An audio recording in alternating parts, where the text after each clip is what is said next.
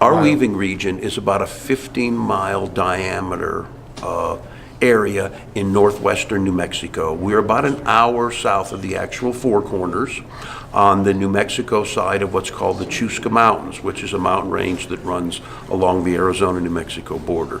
So we're high up, we're 7,000 feet. Oh, good. And we're backed up against these mountains that go up to about 10 or 11,000 feet. How many people in general, besides the artists that you're dealing with, how many people do you think you affect in terms of what you're doing for them? Well, we affect a lot of people that buy the rugs because they get a piece of beauty to enjoy in their lives. But you know, the families really count on us. We have bought, in our 19 years there, we've bought 7,000 rugs out of our community, and we're kind of fussy. We can't afford to support the whole Navajo Nation, so we really buy from our local families only. And so, with a grandmother, when somebody, we buy a rug from somebody, that money gets dispersed through the family. They say on the Navajo reservation that if you're wealthy, it just means you're not taking care of your relatives. That sounds familiar. Well, I think that's true with a lot of Native American cultures. Yeah. So we really enjoy what we do, and the people appreciate having a local market. We have people that don't really have access to cars, or in a lot of cases running water, electricity. We're end of a dirt road, so we're a pretty primitive community. And it used to be a higher percentage, but with the passing of some of our elders, we still support about 10 to 15% of our weavers don't speak English. Wow. And didn't make it to boarding schools. That's interesting. When they might have made it for a year or two, but when they became old enough to take care of the livestock or of younger siblings, pretty much they hid them from the schooling authorities, and so they never got an education. Wow. So, in terms of the scope of the work that's being done, and the quality that is obvious in this show, what do you think is the future looking like for Navajo weaving? Well, unfortunately, most of our weaving base is over 55. And we recognize that problem, and so we sponsor classes in our local high school. We have a BIA boarding school in our community at Toadlena, and we run summer classes there.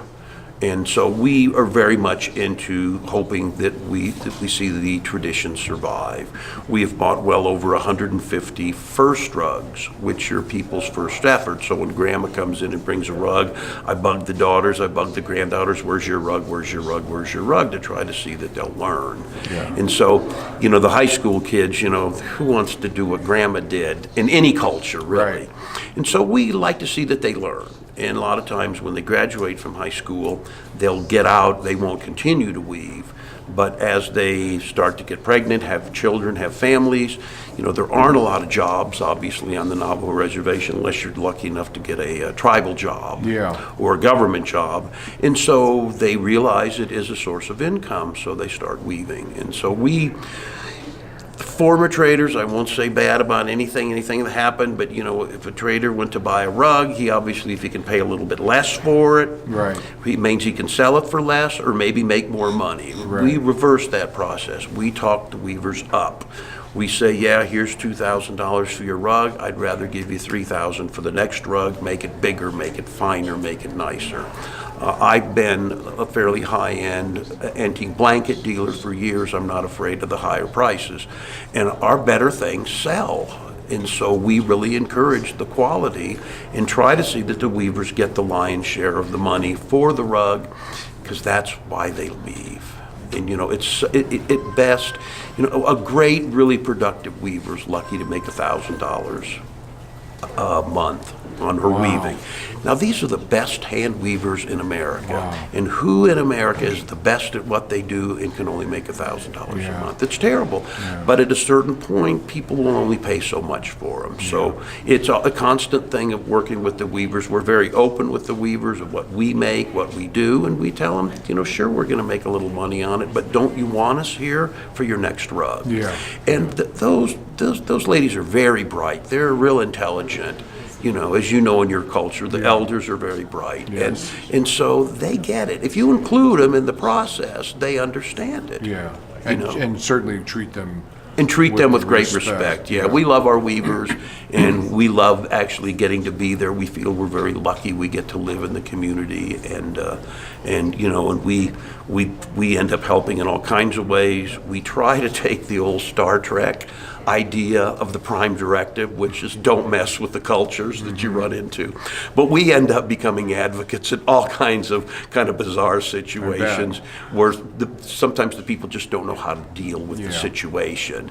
And so we end up, getting involved in things we'd rather not. But we know if we don't, it's going to become even a bigger problem. Now, I understand you have a lot of people, visitors, who are all looking for you and coming out to see Yeah, our area has been famous for its great Navajo rugs. The style begins in early 1900s. The natural colors caught on. It's the only style that really continues to be woven today. Now it's more personal styles of weaving that go on around the reservation, but the Two Gray Hills style survives. It even went with avocado kitchens. So the neutral coloration has been very popular. The early day traders, we really credit with establishing the great relationships with the weavers, because in 1910, 1920, most Navajo rugs were bought and sold by the pound. So the actual quality of the design, the quality of the weave was a secondary factor. The traders in our area realized that if they bought by the piece, and they weighed the whole merits of a rug and paid accordingly, that a better product for them was a better product for the weavers and a better product for the customer. And so they're the ones that really established that tradition. We just came in 20 years ago when the tradition was really all about to fade out and brought it back again. And in my 45 years of dealing in these, these had become my favorite. And so by the mid-'80s, I started collecting some from this area. In 1990, I took a trunk load of rugs out there. I was doing a book on them, and I just didn't want to be another white guy that did a book that talked about Indians, So I really wanted to get the native insight into what we were doing. So we went around and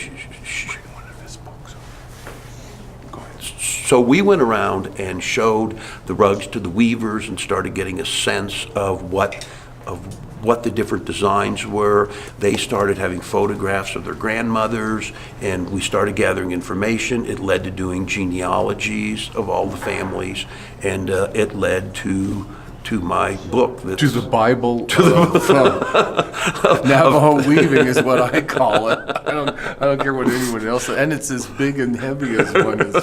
Yeah, it's really a guy that can't stop talking is what it is. Well, tell us a little bit about it. Now, one of the things that I understand that's most important that you've done is that genealogical, that keeping track of that, recognizing who the artists were. And there was a certain time when we didn't know who any of the artists were. Yeah, well, that was typical of most Native American artists. Right. I mean, in the early days of the Gallup ceremonials, the traders were given prizes for how many first prizes they got. It wasn't the artist. This trader won 8 first prizes. It was kind of silly. Yeah. And so that kind of differentiated Gallup ceremonials from Indian market, which was really about the artists themselves. And I think that's why the Indian market has flourished so much, because it really was specific to them.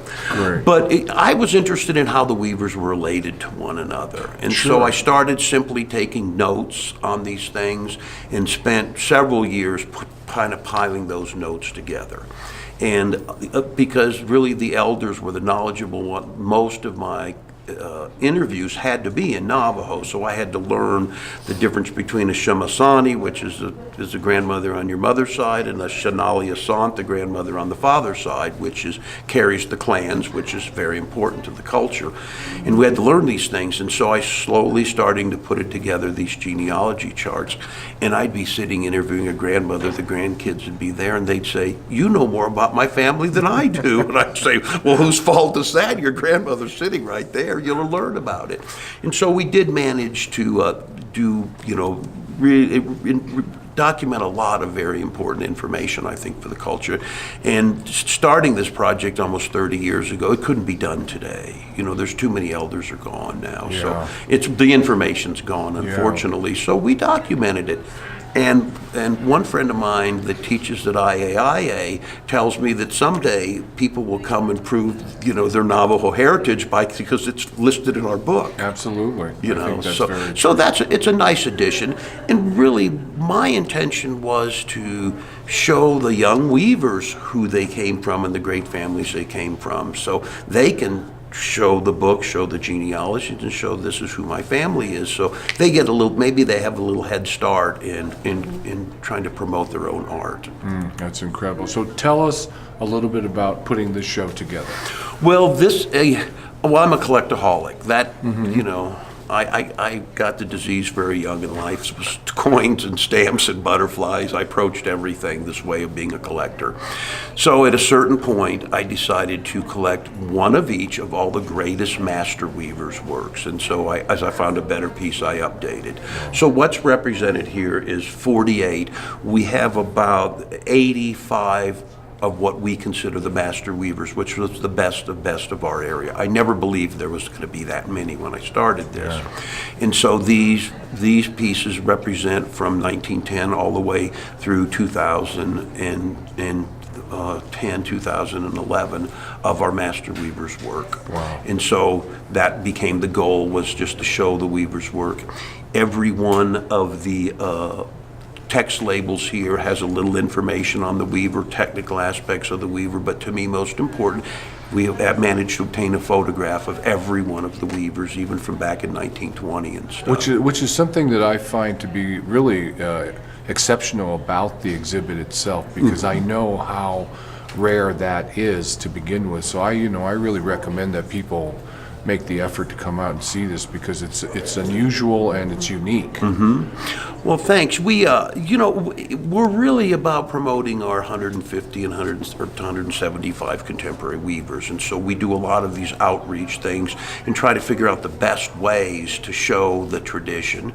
And we do everything we can. We buy pretty much every rug they'll bring in, and even if we kind of cringe when we have to buy it, and that happens with some of the elders. They're just past their prime, but we're going to let them die with dignity. We're going to buy their rug. Right. And we give a lot of those rugs that are kind of lesser quality to different charities and things like that. We get a good reputation for being philanthropic, and it brings some money and allows us to actually give the money to the weaver themselves and keep their families going. Very good. But we're really focused on these living weavers and trying to, constantly encourage them to keep this up.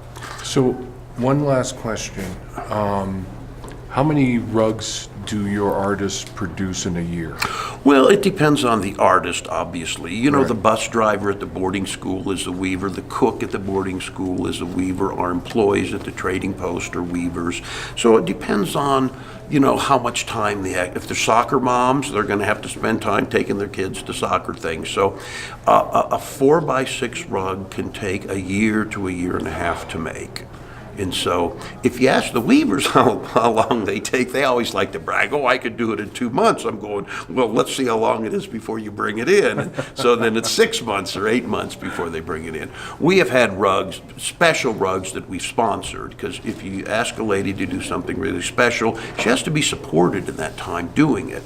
So we carry open credits at the trading post, totally uncollateralized, and we'll let the weavers get groceries and car payments and things like that while we're weaving the rug. So there's a big trust factor. It took us a while to figure out who was a weaver and who was a professional borrower. So, at a certain point, we tell the professional borrowers we can't continue to loan you money, because we really tried to support weavers with our efforts out here. So, we involve them in the process. And that's the key, I think, because if they're involved, they understand the process. We bring a lot of weavers on traveling with us, and so they do it. I consider myself the lowest paid employee of the Navajo Nation. Well, with that great comment, Mark Winter, I want to thank you for putting up with us and giving us this incredible insight information. And again, I encourage everyone to come and see the show here at the Museo Cultural. It will be on till the 19th. It goes through this Friday. This Friday. So tomorrow's the last day of Tomorrow's the the last exhibition. day. Definitely come out and see this and get the book. Thank you, Mark. Okay, thanks a lot.